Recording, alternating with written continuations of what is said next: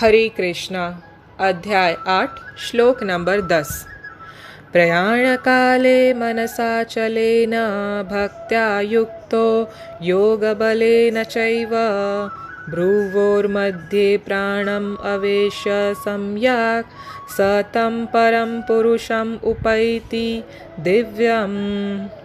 इसका अर्थ,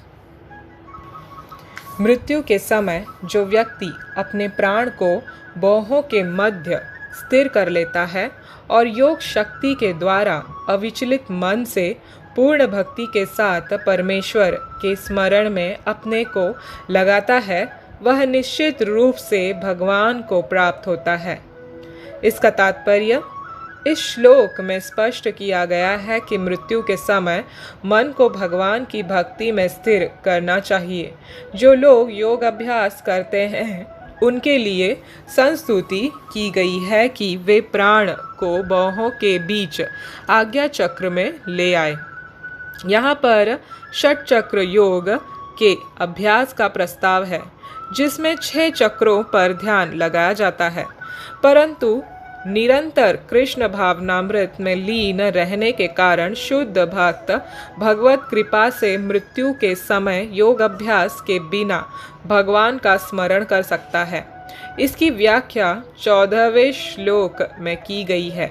इस श्लोक में योग बलेन शब्द का विशिष्ट प्रयोग महत्वपूर्ण है, क्योंकि योग के अभाव में चाहे वह षट चक्र योग हो या भक्ति योग, मनुष्य कभी भी मृत्यु के समय इस दिव्य अवस्था भाव को प्राप्त नहीं होता। कोई भी मृत्यु के समय परमेश्वर का सहसा स्मरण नहीं कर पाता। उसे किसी न किसी योग का, विशेषतया भक्ति योग का अभ्यास होना चाहिए। चूँकि मृत्यु के समय मनुष्य का मन अत्यधिक विचलित रहता है, अतः अपने जीवन में मनुष्य को योग के माध्यम से आध्यात्म का अभ्यास करना चाहिए। हरे कृष्णा। तो ये था श्रीला प्रभुपाद जी द्वारा दिया हुआ तात्पर्य दोस्तों। तो दोस्तों, इस श्लोक में भगवान अब मन को केंद्रित करने के लिए कह रहे हैं भक्ति में, उनके भक्ति में, कृष्ण भक्ति में। कौन से समय? मृत्यु के समय, प्रयाण काले। वो भी कैसे? भक्त्या युक्तो, योग शक्ति के द्वारा अविचलित मन के पूर्ण भक्ति में लगाना चाहिए। तो यहाँ पे जो प्रोसेस है वो षट चक्र योग के हिसाब से रिकमेंड किया है, भगवान ने प्रस्ताव रखा है इस श्लोक के द्वारा हम लोगों को। तो इसमें जो मेन है वो जो हमेशा हम सुनते आ रहे हैं, मन को भगवान की भक्ति में लगाना, डिवोशन में लगाना, वही अंतकाले डेथ किस टाइम पे आएगा। बट ये बहुत डिफ़िकल्ट चीज़ है लगाना, क्योंकि इसके लिए योग बलेन, योग के बल पर भगवान कहते हैं करने के लिए। तो योग बलेन तो 2 ही प्रैक्टिस से हो सकता है योग के, एक तो षट चक्र योग जो अभी भगवान बता रहे हैं वो, और या फिर भक्ति योग जो दिव्य आध्यात्मिक स्तर पर रहकर ही भगवान को याद किया जा सकता है अंत काल में, प्रयाण काल में। अब ये ध्यान से सुनिएगा, ये हम कई बार डिस्कस कर चुके हैं।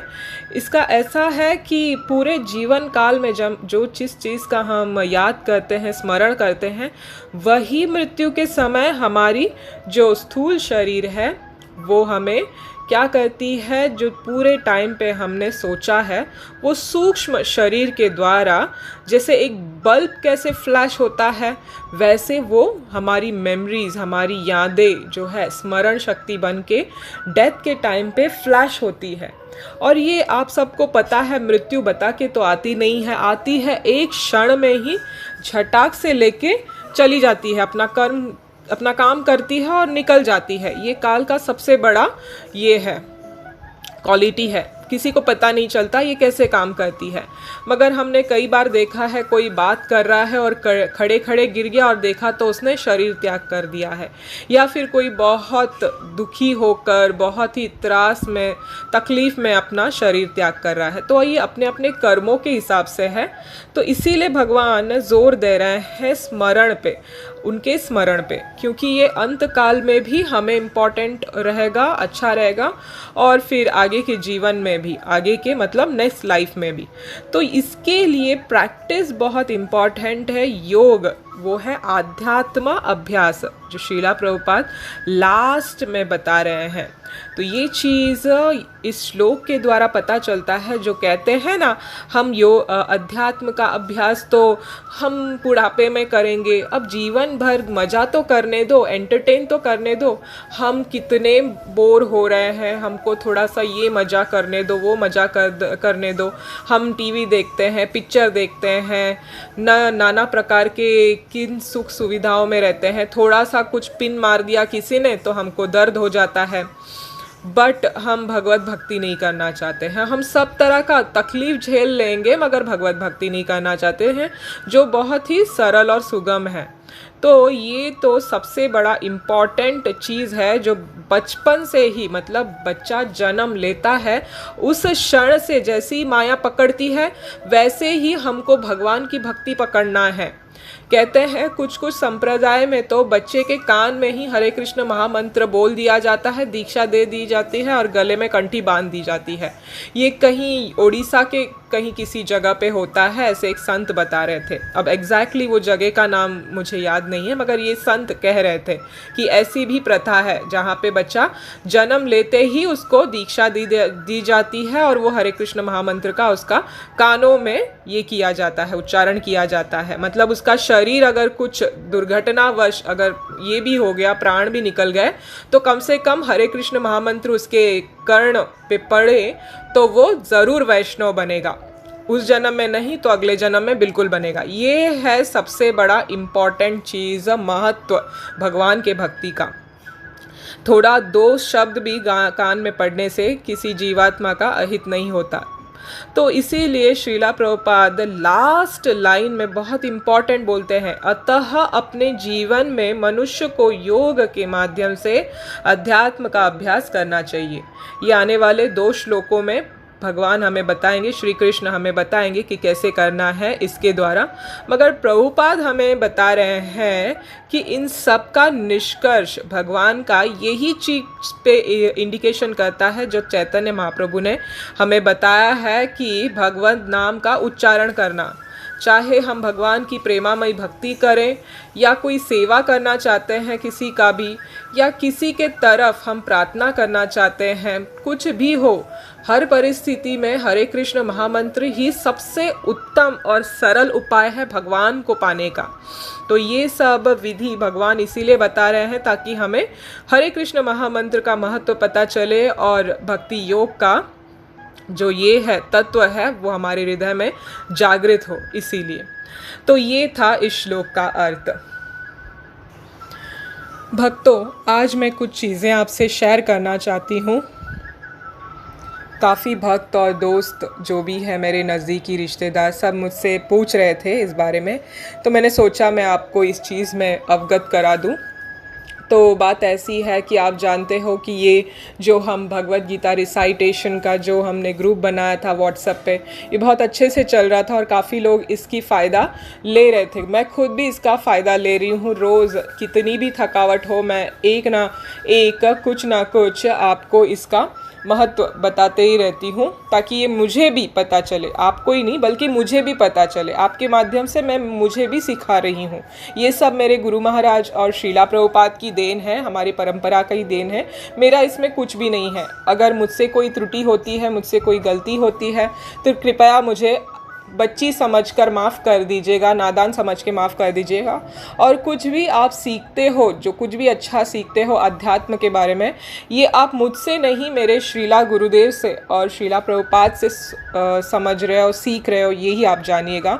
मुझे क्रेडिट मत दीजिएगा प्लीज़ प्लीज़ प्लीज़। ये क्रेडिट गुरु परंपरा को ही जाती है। उनके ही जो ताकत है उससे मैं कुछ कर पा रही हूँ। बाकी ये मेरी कुछ ताकत नहीं है ये करने की, और औकात भी नहीं है कहे तो सच बात तो ये है कि अभी ये इतना अच्छा लगने लगा है बहुतों को, इसीलिए उन्होंने ही मुझे ये आइडिया दिया, कहा कि आप इसको बड़े पैमाने पे लेके जाइए, सबको दीजिए। बहुत सारे लोग हैं, बहुत सारे चाहते हैं भगवत गीता सुनना एक जेन्युइन माध्यम से, एक बोनाफाइड स्पिरिचुअल लाइन से, परंपरा से, तो आप ये उनको भी दीजिए। तो मैंने इसको अभी YouTube चैनल पे मैंने लाया है और इसका चैनल का नाम है भगवद गीता रिसाइटेशन। आप इसको बिना स्पेस के पूरी एक साथ URL एड्रेस में YouTube के जो ये है सर्च इंजन में डाल दोगे तो आपको प्रभुपाद जी का फ़ोटो के साथ चैनल का ये लिंक मिल जाएगा। आप वहाँ से इसको क्लिक करके प्लीज़ प्लीज़ प्लीज़ इस चैनल को सब्सक्राइब कीजिए और अपने दोस्तों में, रिश्तेदारों में, हर किसी को जितना हो सके उतना शेयर कीजिए, क्योंकि मैंने अभी आए दिन देखे हैं ऐसी परिस्थिति हो रही है जहाँ पे लोग ज़्यादा तनाव होते जा रहे हैं, बहुत स्ट्रेसफुल हो रही है लाइफ, लोगों को समझ में नहीं आ रहा है कि क्या सही है क्या गलत है। तो इस ऐसे स्थिति में भगवद गीता जो है यही सबसे बड़ा और उत्तम मार्गदर्शक है, क्योंकि भगवान स्वयं अपने मुख कमलों से हमें गाइड कर रहे हैं और कोई नहीं, हमारे माता पिता नहीं, गुरु नहीं, बल्कि भगवान स्वयं कर रहे हैं। तो ऐसा जो मौका है हमको गंवाना नहीं चाहिए और दूसरों को भी हमें ये चीज़ देना चाहिए। तो जैसे आपने इतने साल तक मेरी मदद की है इस भगवद गीता के प्रचार में, वैसे ही मैं आपको हाथ जोड़ के विनती करती हूँ, आपसे प्रार्थना करती हूँ कि मेरे इस गुरु महाराज के, श्रीला प्रभुपाद के, चैतन्य महाप्रभु के मिशन में मेरा सहयोग दीजिए और ज़्यादा से ज़्यादा करके सब अपने मित्रों में और अपने रिश्तेदारों में एक एक जो भी है सबको ये शेयर कीजिए, अपने व्हाट्सएप के स्टेटस पे डालिए, जागृत कीजिए लोगों को भगवद गीता पढ़ने के लिए, उनको प्रोत्साहित कीजिए, ताकि ये जो ज्ञान है, दिव्य ज्ञान है, ये साधारण स्तर पर नहीं है ना। हम इसके बारे में काफ़ी डिस्कस कर चुके हैं। ये जो दिव्य ज्ञान है ये कभी नहीं चूकता, ये कभी नहीं लॉस्ट होता है।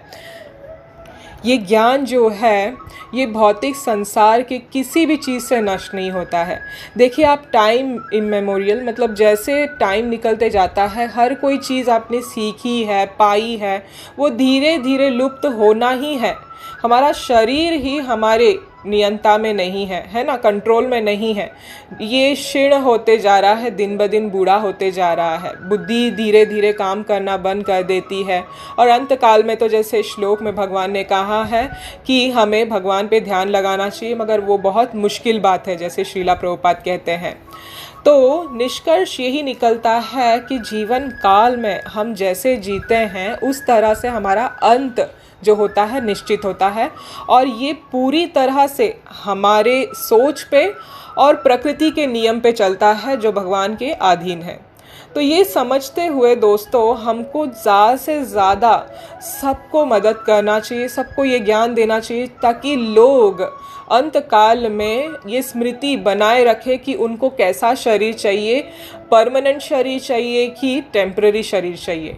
ऑब्वियसली हम सबको दिव्य शरीर चाहिए, परमानेंट शरीर चाहिए जिसमें यातना ना हो, दुख ना हो, है ना। तो उसके लिए हमें ये मैनुअल जो है ह्यूमन बीइंग्स के लिए जो भगवान ने दी है, ये manual Bhagavad Gita as it is जो श्रीला प्रभुपाद ने हमें दिया है वो हमको संसार को देना है। अभी भी ऐसे लोग हैं दोस्तों जो सुनना चाहते हैं जेन्यून प्रोसेस से, जेन्यून बोनाफाइड इंस्टीट्यूट से, और इस्कॉन जो ब्रह्म मध्वा गौड़िया संप्रदाय से है ये एकदम जेन्यून है ऑर्गेनाइजेशन। ये बहुतों को इन्होंने बहुत मदद की है, बहुत इन्होंने आध्यात्मिक जगत में लोगों की प्रगति करवाई है, बहुत लोगों को भौतिक तकलीफ़ों से बचाया है। तो हमें इस मूवमेंट में, श्रीला प्रभुपाद के मूवमेंट में, रूप गोस्वामी के मूवमेंट में उनके सोल्जर्स बन के हमें ये आगे बढ़ना है और मदद करना है, जितना जो हो सके उतना मदद करना है।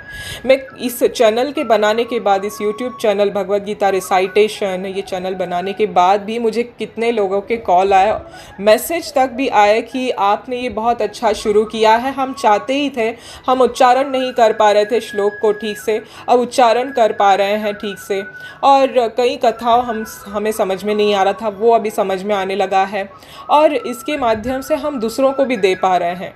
तो देखिए ये चाहते हैं, बहुत लोग चाहते हैं ये सुनना, मगर उन्हें जेन्यून थिंग नहीं मिल रहा है ना। इसीलिए हमें उनको ये देना है, ये ज्ञान देना है। तो आप को मैं हाथ जोड़ के विनती करती हूँ, प्रार्थना करती हूँ, मुझे इस मोमेंट में आप सहयोग दीजिए, साथ दीजिए, तो हम बहुत आगे तक जा सकते हैं और मिलियंस ऑफ मिलियंस पीपल को, करोड़ों करोड़ों लोग, जनता को इस ज्ञान से प्रभावित करके उन्हें इस भौतिक दुखों से मुक्त करने का प्रयास कर सकते हैं, भगवान का ज्ञान दे सकते हैं। तो यही मेरी प्रार्थना है, आप सुनते रहिए और इस सेवा में मेरा सहायता भी कीजिए, यही मेरी प्रार्थना है, यही मेरी विनती है। हरे कृष्ण कृष्ण कृष्ण हरे हरे, हरे राम राम राम हरे हरे। श्री कृष्ण भगवान की जय, श्रीला प्रभुपाद की जय।